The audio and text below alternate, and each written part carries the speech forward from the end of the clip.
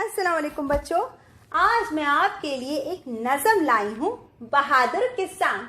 और इस नज़म के शायर हैं हफीज जालंधरी।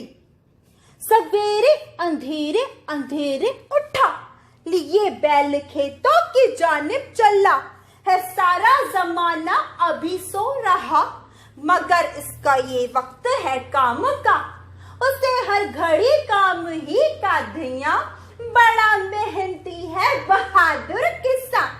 कभी बैल का दिल बढ़ाता हुआ, कभी मोड़ता और हकाता हुआ, कभी हल्की हत्ती दबाता हुआ, ये चलता है जब हल चलाता हुआ। कोई देखे तो उस घड़ी इसकी शान, बड़ा मेहनती है बहादुर किसान।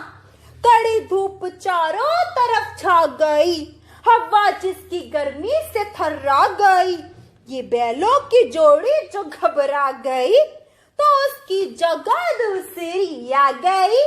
अकेला खड़ा है मगर सख्त जान, बड़ा मेहनती है बहादुर किसान। है दुनिया की जन्नत फकत उसके पास, ये मेहनत से करता है सब काम रास। ये तरकारियां, ये अनाज और कपास, फलों का मजा और फूलों की बास, उसी से तो लेता है सारा जहां, बड़ा मेहनती है बहादुर किसान।